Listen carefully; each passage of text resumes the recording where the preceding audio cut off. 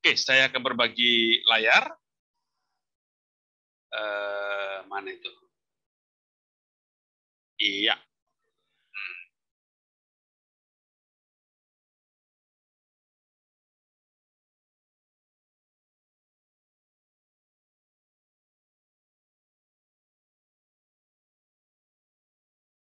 Sorry.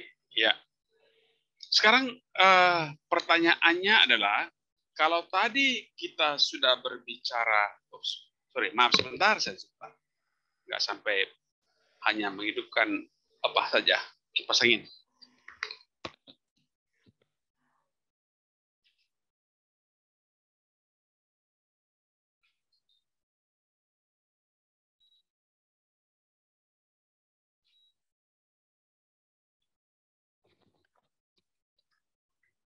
Ya. Kalau tadi kita sudah berbicara ada evaluasi, ada perencanaan. Sering sekali terus terang saja, nggak tahu, barangkali Anda juga seperti itu. Kita sering merencanakan dengan sangat baik, tapi ketika kita mengevaluasi, apalagi kalau mengevaluasi diri kita sendiri, maka kita mengevaluasi seenaknya saja. Bahkan banyak juga program, banyak juga proyek yang evaluasinya itu tidak dilakukan dengan baik. Sekarang pertanyaannya adalah mengapa kita perlu melakukan evaluasi itu? Ada beberapa alasan kita perlu melakukan evaluasi. Tentu saja ketika kita melakukan ongoing evaluation, evaluasi ketika proyek berjalan, evaluasi proses, ya, bisa kita katakan ongoing evaluation, bisa kita katakan sebagai evaluasi proses, bisa kita katakan evaluasi sambil berjalan. Maka dengan melakukan evaluasi itu kita mengetahui pelaksanaan kegiatan. Apakah kegiatannya tepat waktu? Apakah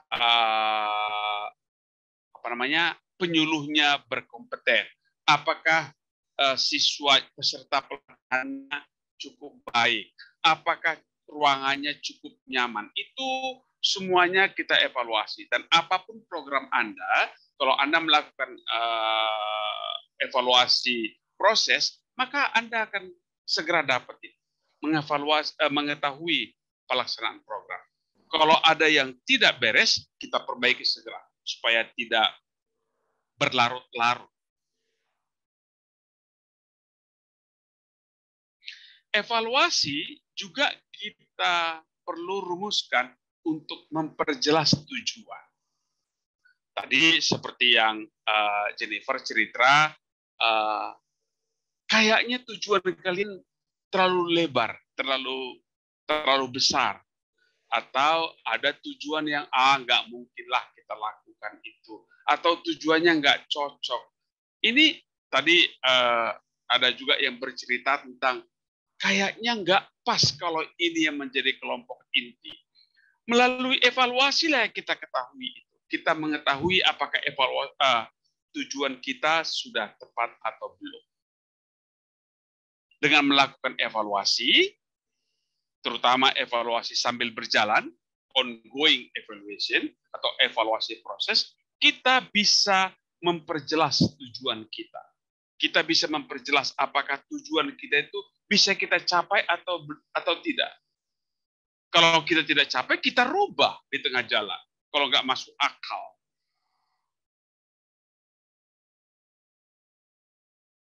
Bisa saja di awal kita menganggap evaluasi kita begini, tujuan kita seperti ini, dan di tengah jalan kita berubah.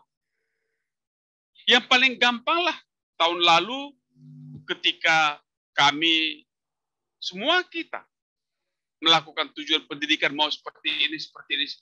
Tiba-tiba datang pandemi COVID. Kita semua merubah tujuan kita. Kita modifikasi.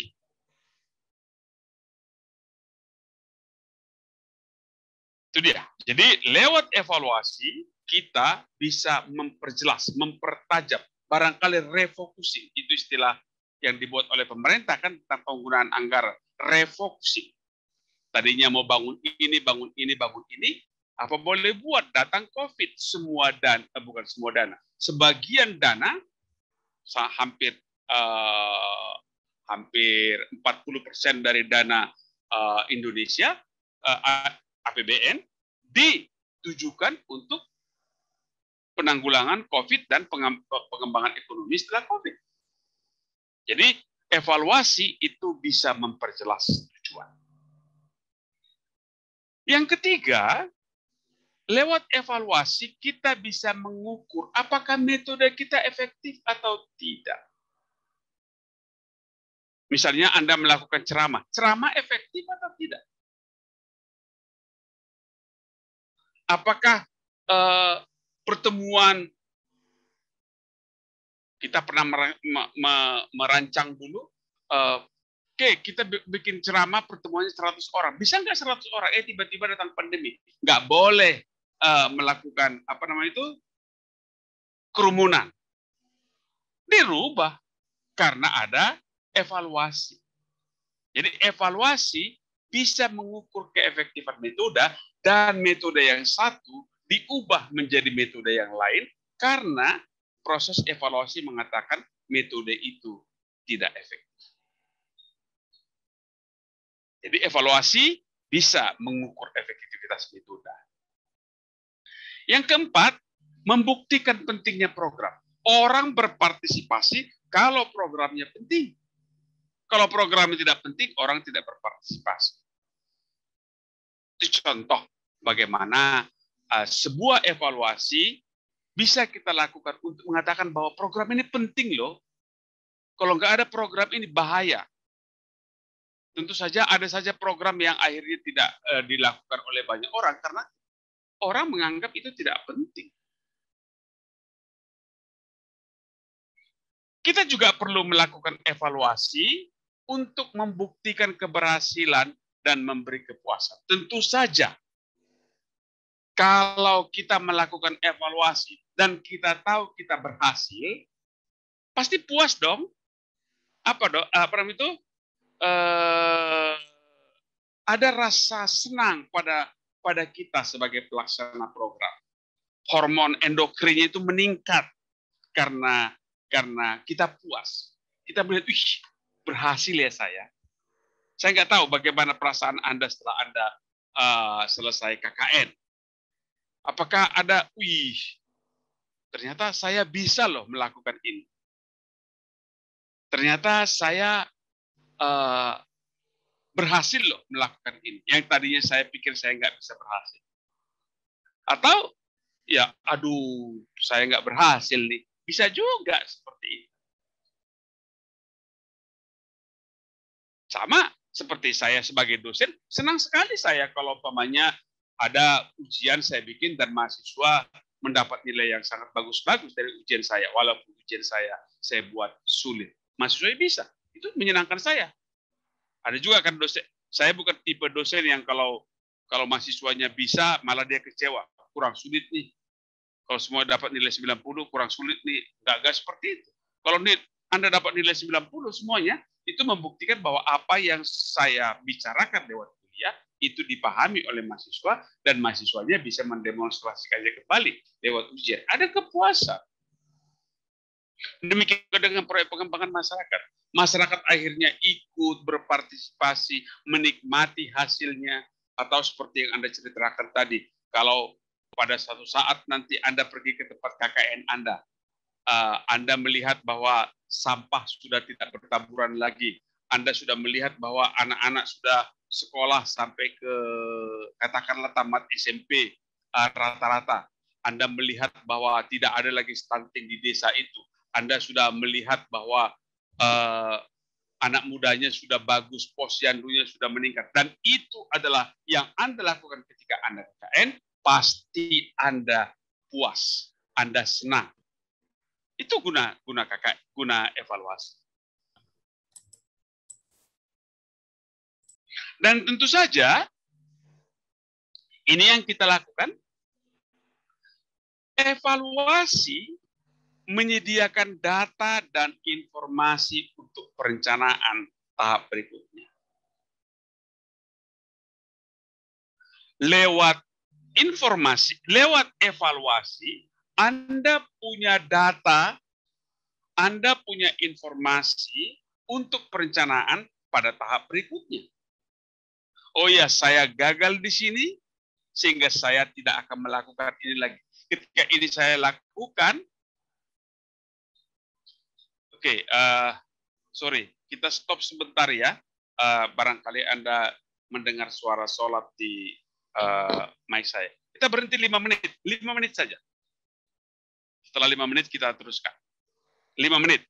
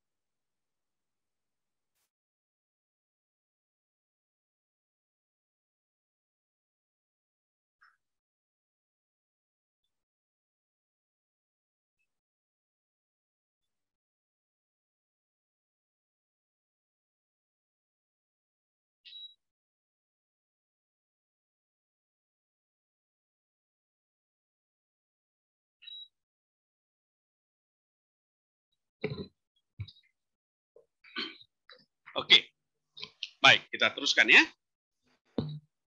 Oke, kita teruskan kembali.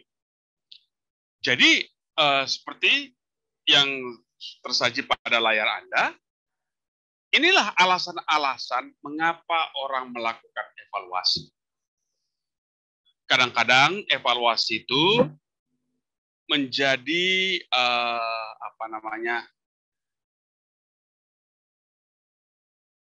suara saya terdengar cukup baik suara saya?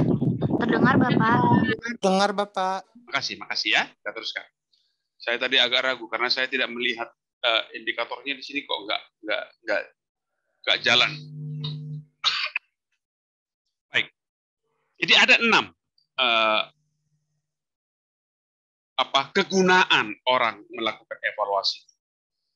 Dan semuanya cukup penting. Dan yang nomor 5 dan nomor 6 ini sangat penting buat kita. Membuktikan keberhasilan. Ketika kita dievaluasi dan dikatakan bagus, pasti ada rasa senang, ada rasa bangga. Gitu. Tapi kalaupun dikatakan gagal, kita tahu untuk memperbaikinya. Sehingga kita tidak jatuh pada kesalahan yang sama. Dan yang paling cocok untuk kita di PEPP yang nomor 6 ini, Anda melakukan evaluasi terhadap program. Mudah-mudahan Anda sudah sepakat sekarang program apa yang akan Anda evaluasi, dan hasil evaluasi Anda akan dipakai untuk perencanaan. Gitu. Hasil evaluasi Anda itu akan dipakai untuk perencanaan. Itu kegunaannya evaluasi kita yang kali ini. Baik. Ini ada beberapa 5 kriteria evaluasi, dan ini saya harap Anda pakai dengan baik. Tujuannya jelas. Apa sih tujuan evaluasi Anda? Seperti tadi kita sudah rumuskan, ingat ya, tadi kita rumuskan. Tujuannya mengevaluasi apa? Mengevaluasi proseskah? Mengevaluasi efekkah? Mengevaluasi outputkah? Mengevaluasi dampakkah? Itu beda. Anda harus rumuskan itu di tujuannya. Sekali lagi, ketika kita mengatakan tujuannya jelas, kita harus bisa merumuskan di tahap apa evaluasi itu akan kita lakukan. Sampai pada tahap apa evaluasi itu akan kita lakukan. Apakah evaluasi proses, ongoing evaluation, apakah evaluasi outcome, sesaat setelah program selesai langsung dievaluasi, yang kita evaluasi adalah outcome-nya, apakah evaluasi impact, hasilnya setelah 5 tahun, setelah 3 tahun, setelah 3 bulan, itu perlu dirumuskan di evaluasi Anda. Kalau Anda mengevaluasi, ini harus jelas. Berikutnya adalah metodenya harus tepat. Metodenya harus tepat dalam arti, kalau Anda mengevaluasi proses misalnya. Apa yang Anda evaluasi?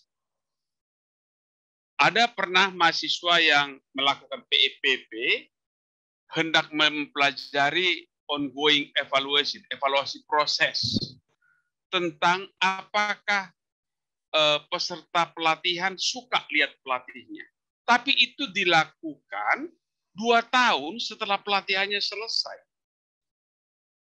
Saya bilang, masih ingat nggak apakah gurunya itu menarik atau tidak?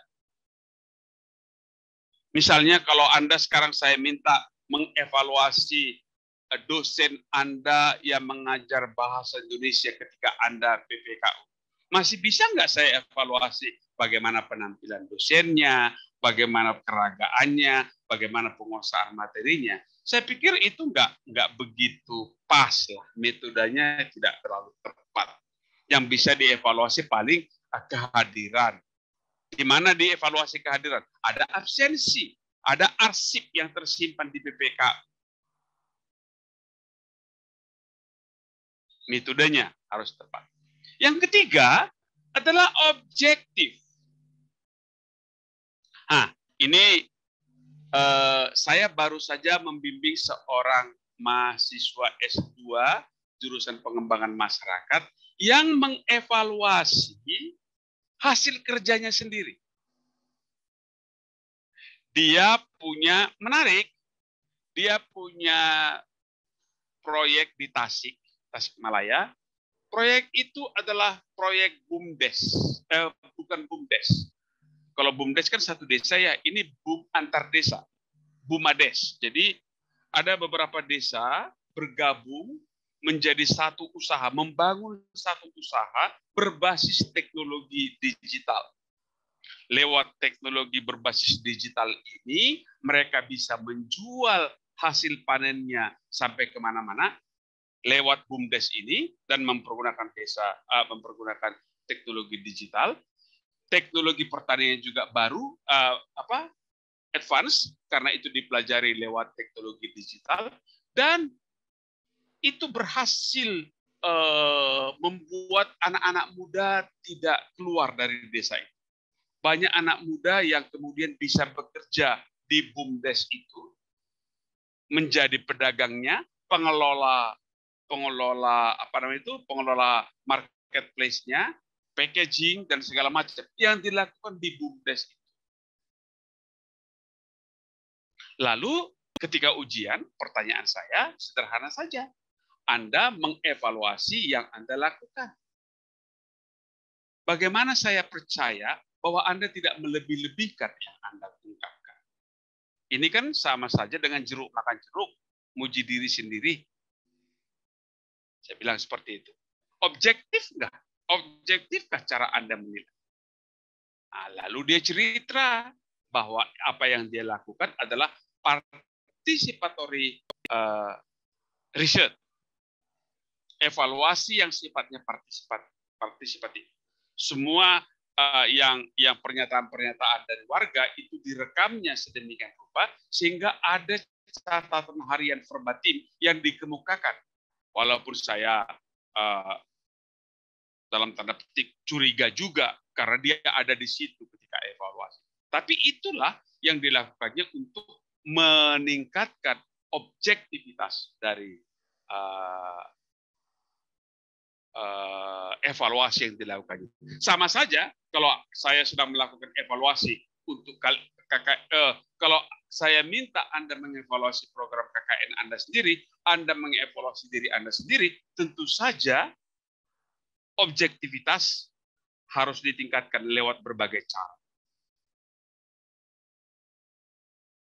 Dan objektivitas yang baik itu akan meningkatkan data Anda. Data Anda menjadi terpercaya. Data Anda menjadi bagus. Data Anda bisa dipertanggungjawabkan. Atau dalam bahasa metodologi penelitian sosial, validitas dan reliabilitas datamu terjamin. Itu dia. Dan kriteria yang kelima dari evaluasi bahwa dia praktis. Apa artinya praktis? Ya bisa dilakukan oleh siapa saja dengan mudah dan tidak menjadi menghambur-hamburkan uang. Kita bisa mengingat bahwa dalam banyak sekali program pembangunan, dana untuk evaluasi itu sangat kecil. Sehingga ya sama saja dengan Anda ketika Anda bikin perencanaan, pasti dana untuk evaluasi itu sangat kecil. Yang banyak Anda lakukan, banyak Anda pakai adalah dana untuk pelaksanaan program. Untuk evaluasinya itu kecil. Karena itu buatlah evaluasi yang praktis. Ini dia 5 kriteria bagaimana Anda akan menyusun sebuah evaluasi. Mau kemana evaluasi Anda? Sampai tahap apa? Apa alat ukurnya? Metodenya kayak apa? Objektif dan bisa dipercaya. Dan itu haruslah praktis. Tidak menghambur-hamburkan uang. Itu kriteria evaluasi yang baik. Prosedurnya tentu saja sama seperti Anda membuat penelitian. Evaluasi adalah salah satu bentuk penelitian. Sehingga yang pertama sekali Anda lakukan adalah merumuskan tujuan tadi itu. Apa tujuan evaluasi? Saya mau mengevaluasi, katakanlah, apakah pelatihan yang direncanakan sesuai dengan pelaksanaannya. Jelas itu. Itu tujuan saya. Atau tujuan saya yang kedua adalah apakah dampak program ini sudah dicapai atau berapa persen yang dicapai. Bagaimana outcome-nya. Itu tujuan yang saya rumuskan dengan spesifik atau biasa dikatakan orang sebagai SMART. Spesifik, measurable, achievable, time bounded, dan realistik. Itu yang saya lakukan pertama sekali. Saya merumuskan tujuan evaluasi saya itu sampai tahap mana. Lalu saya buat indikator. Kalau saya mengevaluasi mengevaluasi keberhasilan pelaksanaan, misalnya. Apakah pelatihan itu berhasil atau tidak? Indikatornya apa? Indikatornya tepat waktu atau tidak. Direncanakan 3 jam, jalan nggak 3 jam. Direncanakan jam 4 sore, jalan nggak jam 4 sore. Itu indikator, contoh-contoh indikator. Kalau mahasiswa atau peserta pelatihan mendapat 80, direncanakan nilainya 60, itu bagus atau tidak? Itu indikator.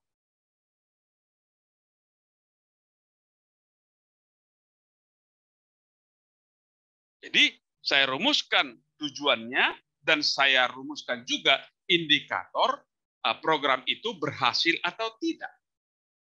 Itu namanya merumuskan indikator. Yang ketiga, mengembangkan metode pengumpulan data. Indikatornya kan sudah ada. Saya mau mengumpulkan misalnya kehadiran anggota pada pelatihan. Apa sih metode? Misalnya indikatornya adalah kehadiran. Ya, saya ulang dari atas saja. Saya rumuskan tujuan saya adalah untuk melihat keberhasilan pelatihan. Indikatornya adalah kehadiran anggota. Apa sih metode pengumpulan datanya? Apakah saya mau wawancarain? Ya, bagus juga mau wawancarai. Tapi barangkali nggak usah mau wawancarai. Bisa juga saya melihat daftar hadir. Daftar hadir lebih mudah. Nggak usah saya, karena pelatihannya sudah lewat 3 bulan lalu, saya tidak bisa mengukur apakah orang masih ingat dia hadir atau tidak. Maka saya akan melihat daftar hadir. Barangkali itu metode pengumpulan datanya. Atau Anda curiga, kalau metode pengumpulan datanya pakai daftar hadir, saya nggak percaya pada daftar hadir karena bisa saja orang pakai daftar hadir tapi tidur. Atau titip absen. Bisa saja. Anda lah yang menentukan metode pengumpulan datanya.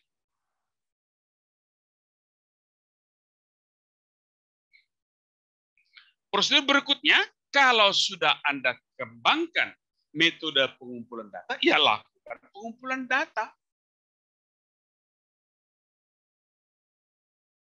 Sesudah dilakukan pengumpulan data, Anda analisis datanya, dan kemudian tariklah kesimpulan-kesimpulan. Dan kesimpulan-kesimpulan itu tentu saja disesuaikan dengan tujuan yang sudah Anda rumuskan semula.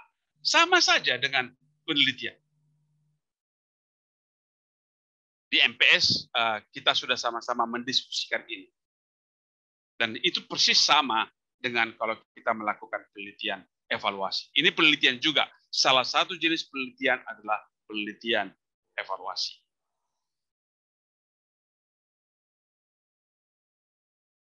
Itu dia cara prosedur evaluasi. Oke, sampai di situ dulu saya stop. Kalau ada yang mau mendiskusikan, baik yang kita diskusikan menyangkut guna maupun tata cara dan prosedur evaluasi. Kalau ada mau bertanya, kalau ada mau sharing, silakan. Dimas, silakan Dimas. Baik Pak, terima kasih. Namun sebelumnya saya mohon maaf belum menyalakan kamera terlebih dahulu karena jaringan Pak. Ya, saya izin bertanya mengenai evaluasi.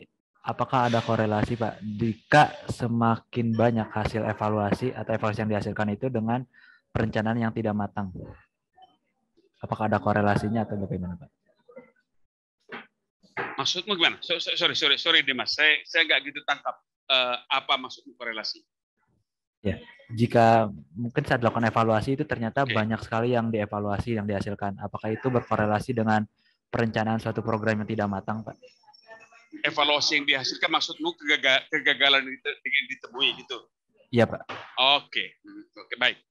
Jadi ketika kita mengevaluasi, bisa saja kita menemukan banyak kegagalan. Ini nggak jadi, ini nggak jadi, ini nggak jadi. Mengapa nggak jadi?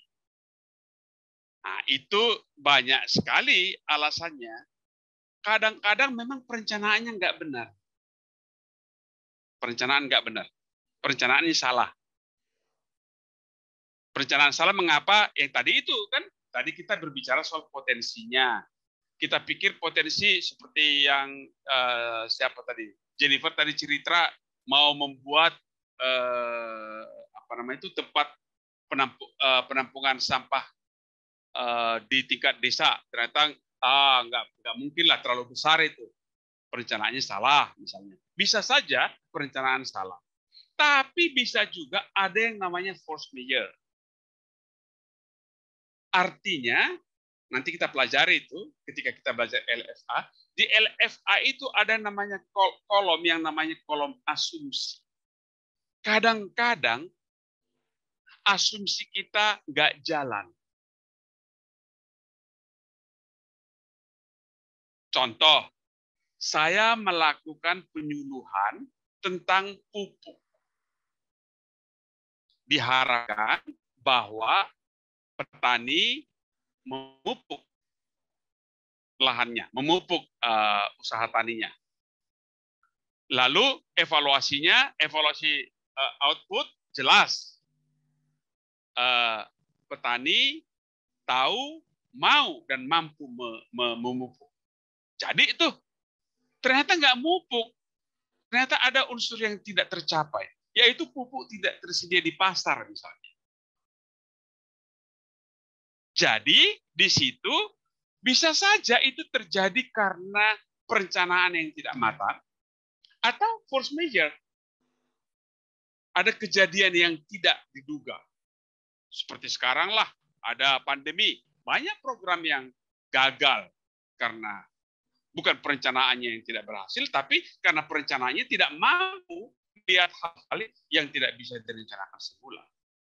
Tapi betul, saya setuju dengan Dimas, banyak sekali proyek gagal karena perencanaannya kurang matang. Tapi ada juga perencanaannya sudah baik, tapi ada asumsi-asumsi yang tidak tercapai, yang tidak terwujud. Ada asumsi-asumsi yang tidak terwujud. Anda mau bikin pelatihan pelatihannya lewat Zoom. Sudah direncanakan bagus-bagus. Tiba-tiba pas ketika pelatihannya mau dilangsungkan, listrik mati. Habislah semua sudah. Kecuali kalau Anda bikin plan A, plan B, plan C, plan D gitu. Kita pernah melakukan yang seperti itu di satu tempat di Bogor ini. Kita mau bikin pelatihan. Kita mau mengundang pelatihnya itu dari Jakarta. Pas hari H-nya, Jakarta kebanjiran. Pelatihnya itu tinggal di Kelapa Gading. Kelapa Gading banjir total waktu itu, sehingga dia nggak bisa keluar rumah.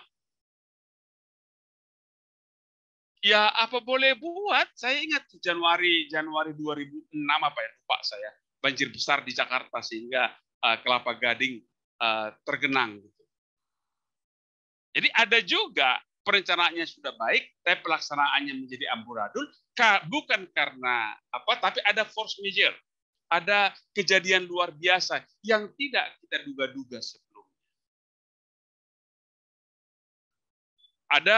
Kami pernah mengevaluasi sebuah proyek di Nusa Tenggara Timur. Proyeknya menarik. Proyeknya adalah menanam aneka tanaman pangan alternatif di pekarangan. Jadi niatnya adalah memberikan makanan tambahan buat bayi, buat anak-anak. Makanan tambahan itu dibuat dari jagung, ubi jalar, kacang tanah, dan kacang kedelai. Itu menjadi sumber kalori, karbohidrat, protein yang sangat bagus untuk bayi. Bibitnya sudah kita sediakan.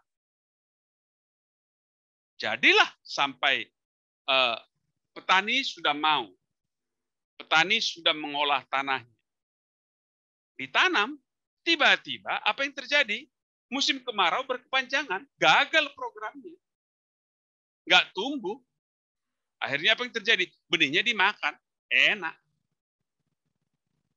Enaknya berhasil, tapi program jalan nggak? Enggak. Ya itu apa boleh buat, karena musim kemarau berkepanjangan di NTT.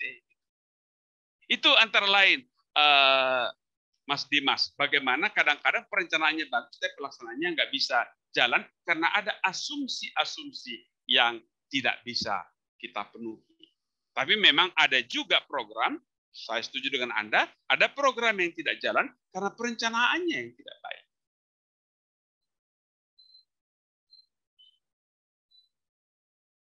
Itu Dimas. Oke, ada lagi?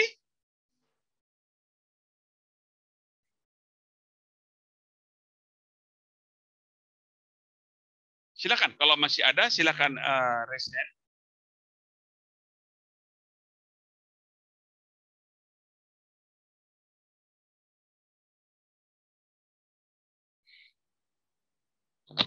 Baik, kalau tidak ada, saya akan teruskan. Sedikit lagi saja.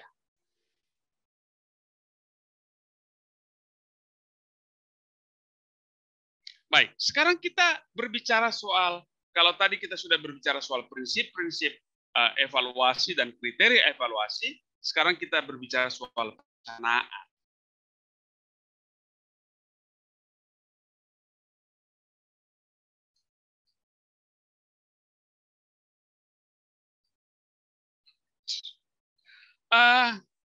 Saya kutip dari Kunar, dia bilang begini, perencanaan itu kayak apa namanya itu ya, kegiatan intelektual. Perencanaan adalah sebuah mental activity. Karena sebenarnya kita melakukan sesuatu, duduk, berpikir untuk berencana, merumuskan apa yang kita lakukan ke depan. Kunarjo bilang bahwa perencanaan adalah suatu proses penyiapan seperangkat keputusan untuk dilaksanakan. Jadi kita sebenarnya sedang menyiapkan keputusan-keputusan. Mau melakukan ini, mau melakukan ini, melakukan ini di waktu yang akan datang. Bukan yang mau dilakukan sekarang, dilakukan pada waktu yang akan datang dan diarahkan untuk pencapaian sasaran tertentu. Ada sasaran yang mau dicapai. Apa yang mau kita lakukan untuk itu? Itulah yang namanya perencanaan. Saya mau menikah tahun 2025 misalnya. Itu rencana Anda. Apa yang Anda lakukan untuk mencapai sasaran itu, itulah yang namanya perencanaan. Saya mau meningkatkan pendapatan penduduk desa X melalui peningkatan produksi tanaman pangan. Apa yang saya lakukan untuk itu, itulah yang namanya perencanaan. Saya mau mencegah stunting. Apa yang saya lakukan untuk itu, itulah perencanaan. Saya mau meningkatkan aspirasi penduduk Nanggung terhadap pendidikan. Apa yang saya lakukan, itulah perencanaan. Jadi perencanaan itu selalu berhubungan dengan hari depan. Dan perencanaan itu didesain, direncanakan secara sistematis melalui seperangkat kegiatan. Untuk apa? Untuk mencapai tujuan tertentu. Jadi kalau orang yang prinsipnya apa namanya itu? Bahasa Sundanya itu, kumaha engke wae. Udah kerja rencana-rencanakan, capek lah. Hidup ini bagaikan air mengalir. Lihat saja apa yang terjadi di situ. Kita menyesuaikan diri. Nah, itu bukan perencanaan. Kalau kita melakukan perencanaan, maka kita sedang membuat desain sistematis seperangkat kegiatan. Kita melakukan sesuatu untuk mencapai tujuan tertentu. Itu namanya perencanaan. Kita merancang itu. Merancang sesuatu untuk mencapai tujuan tertentu, itu yang namanya perencanaan.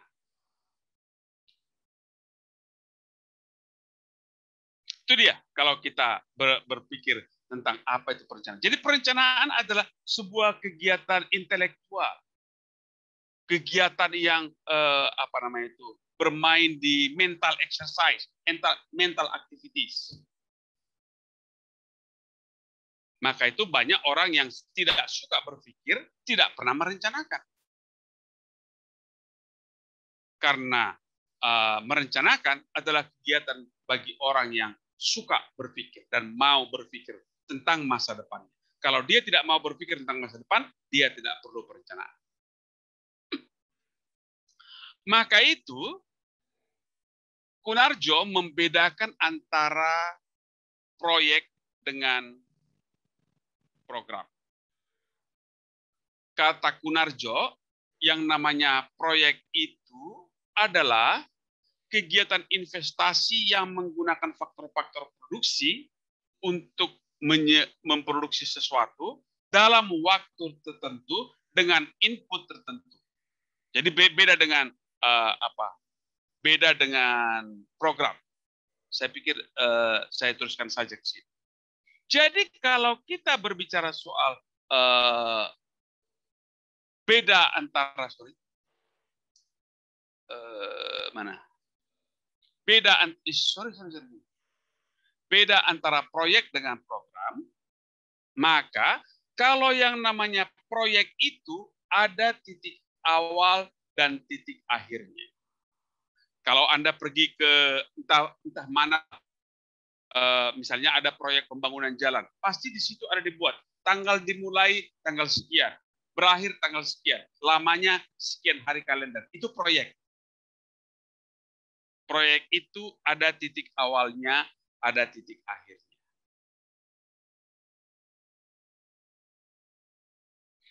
Sedangkan kalau kita bicara program yang nggak jelas, misalnya kalau saya katakan program Indonesia Membangun, nggak jelas itu kapan. Di dalam satu proyek Indonesia Membangun, di dalam program Indonesia Membangun atau program Indonesia Mengajar ada berbagai proyek.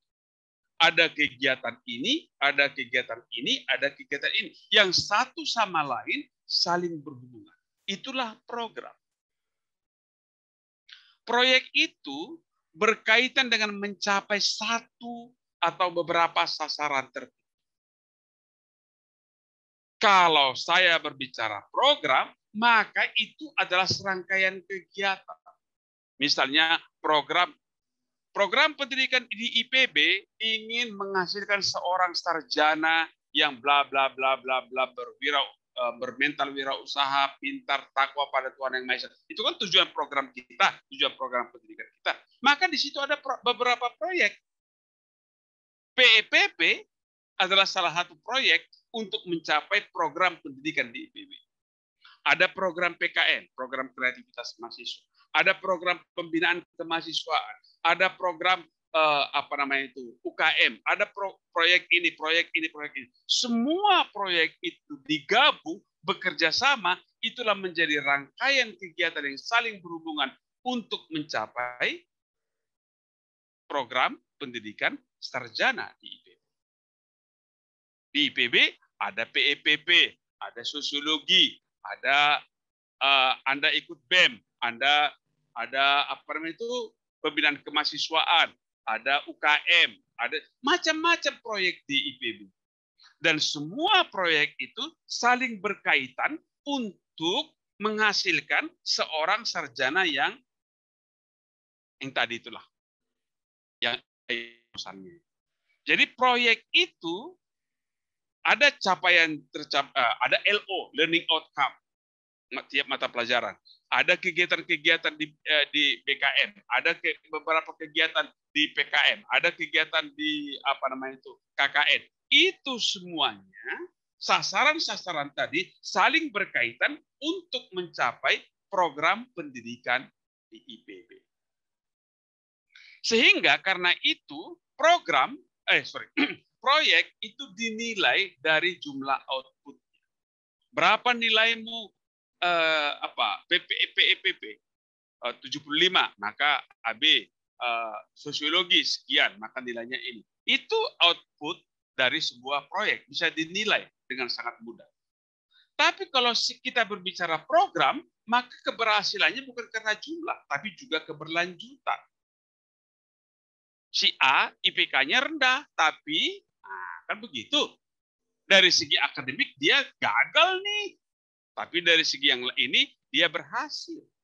Itu dia beda antara proyek dan program.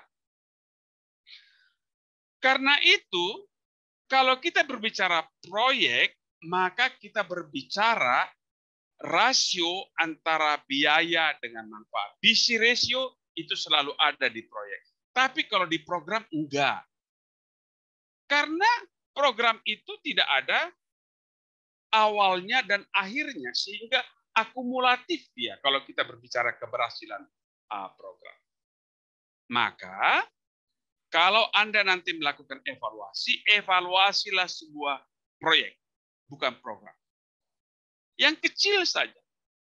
Waktunya jelas, kapan mulai, kapan berakhir, apa tujuannya, sehingga tujuan itu bisa Anda evaluasi, apa outputnya bisa Anda ukur, dan bagaimana biayanya bisa Anda ukur juga. Maka yang Anda evaluasi adalah sebuah proyek, bukan sebuah program. Itu dia. Oke. Sekarang saya masuk dalam bagian yang saya minta Anda berdiskusi dengan baik. Ketika kita berbicara soal pembangunan partisipatif, berbicara perencanaannya partisipatif, pelaksanaannya partisipatif, evaluasinya partisipatif. Banyak orang ragu atas isu partisipatif. Banyak orang yang ragu. Paling sedikit saya catat di situ ada 8 keraguan orang tentang partisipatif. Ada 8. Yang pertama, apakah komunitas sungguh terlibat? Itu pertanyaan pertama. Bayangkan ketika Anda KKN, Anda mengatakan mau partisipatif. Berapa banyak sih yang terlibat dalam programmu? Ketika Anda melakukan perencanaan, berapa sih yang ikut perencanaan? Ketika pelaksanaan, berapa sih yang terlibat perencanaan? Sehingga menjadi pertanyaan besar, apakah komunitas itu benar-benar terlibat? Jangan-jangan Anda hanya menampung partisipasi dari elit. Karena yang Anda ajak berdiskusi adalah kepala desa, tokoh-tokoh adat, tokoh pemuda, tokoh ini. Jadi semua tokoh yang Anda ajak berdiskusi, bukan komunitas secara genuine. Yang berpartisipasi itu adalah elit sebenarnya yang Anda lakukan. Keraguan yang kedua adalah apakah komunitas tahu keinginannya? Ini sering juga diragukan orang nih. Udahlah kita lakukan sajalah karena mereka tuh tidak tahu apa yang dibutuhkannya. Apalagi kalau Anda mengikuti aliran modernisasi. Aliran modernisasi itu kan kita yang menentukan ini kebutuhan mereka. Produktivitasnya rendah, ini begini, ini begini, ini begini, ini harus begini. Jadi nggak ada partisipasi sebenarnya. Mengapa tidak ada partisipasi? Karena kita sebagai fasilitator menganggap bahwa komunitas itu tidak tahu apa keinginannya.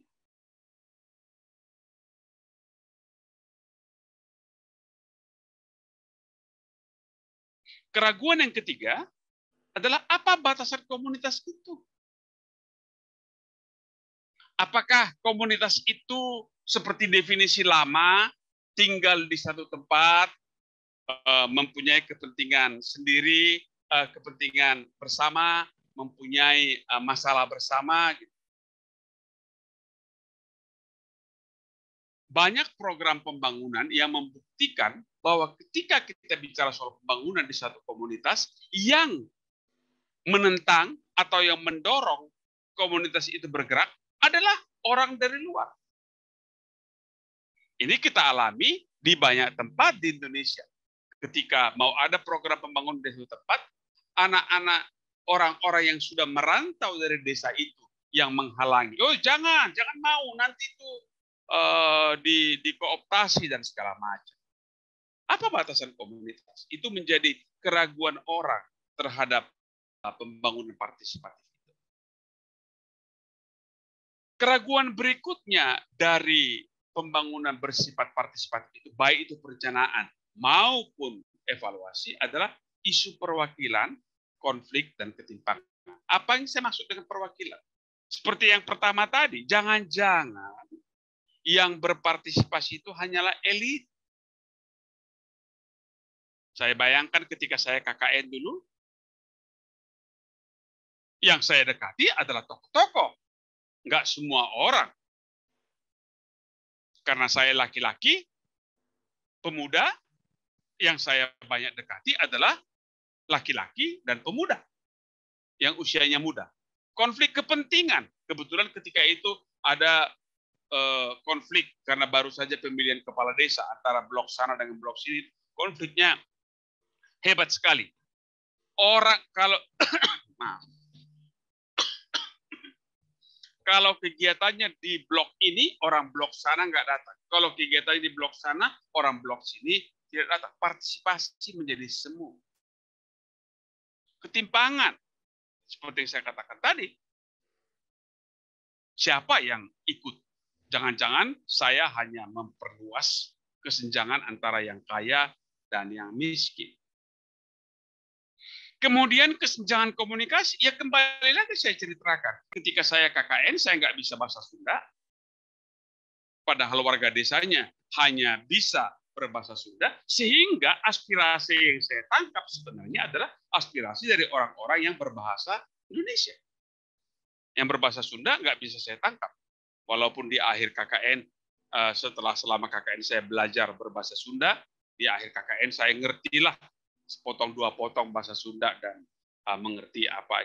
Tapi ketika awal-awalnya saya nggak tahu. Ada kesenjangan komunikasi antara orang yang memfasilitasi kegiatan partisipasi dengan komunitas. Masalah yang berikutnya, dan ini cukup besar di Indonesia, adalah yang diistilahkan sebagai harapan yang tidak terpenuhi. Apa maksudnya? Harapan yang tidak terpenuhi. Begini, sering sekali orang diundang ke dalam perencanaan, dalam proses perencanaan partisipatif, diundang. Usul ini dicatat semua usulnya. Datang programnya, nggak jadi jalankan usul-usul tadi. Orang kecewa. Tahun depan dia masih datang. Tahun depannya nggak datang lagi karena sudah berkali-kali. Karena ada harapan yang tidak terpenuhi. Itu hasil penelitian mahasiswa saya tentang apa namanya itu musrenbang. Anda tahu kan di desa kita ada musrenbang, musyawarah perencanaan pembangunan, di mana pada ketika musrenbang itu orang mencatat dari mulai tingkat RW ke tingkat desa, di tingkat desa sampai ke tingkat kecamatan, dari tingkat kecamatan ke tingkat kabupaten. Di tingkat desa, katakanlah di tingkat desa, di tingkat RW ada 10 program masing-masing RW dibawa ke tingkat desa. Di tingkat desa RW-nya ada katakanlah 6 RW, maka ada 60 program. 60 program dipras yang dibawa ke kecamatan tinggal 10. 50 kemana? Hilang, dengit. Tinggal 10. Yang 10 ini dibawa ke kecamatan, di kecamatan dipras, yang dibawa ke kabupaten tinggal 2. Dari kabupaten diputuskan tidak ada satupun program yang dilakukan di desa.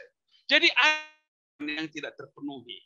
Karena berkali-kali dikecewakan, banyak, dan itu hasil penelitian mahasiswa saya, akhirnya orang tidak mau berpartisipasi. Karena dianggap partisipasi itu bohong saja, nggak ada gunanya. Yang berikutnya, keraguan orang terhadap partisipasi adalah ketika partisipasi itu menjadi sangat lambat.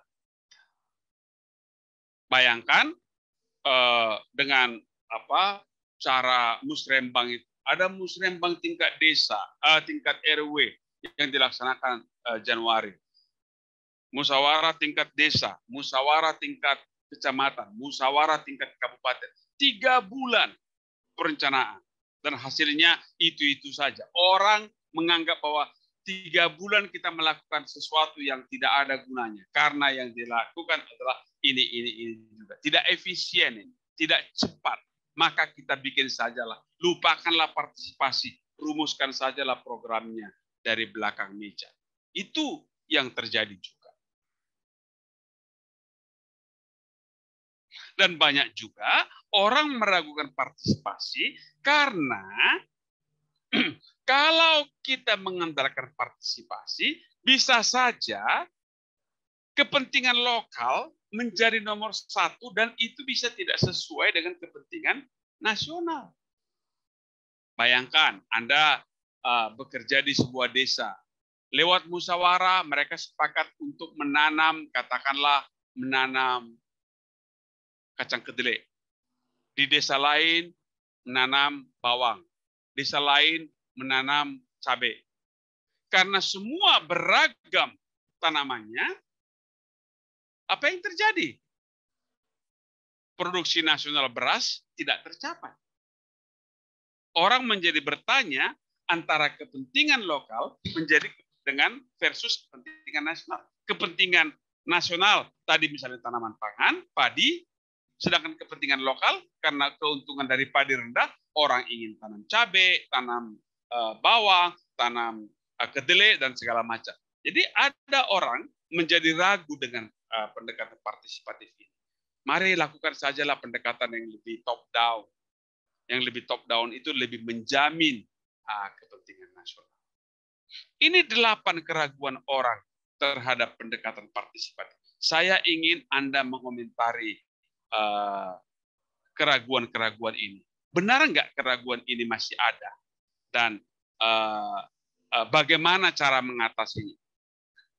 Keraguan itu tetap masih ada, tapi bagaimana menurut Anda cara mengatasi keraguan itu? Saya sangat ingin Anda berkomentar dan dan silakan saja Anda mau bisa mengatakan bahwa saya mau berkomentar terhadap keraguan nomor 1 dan segala macam.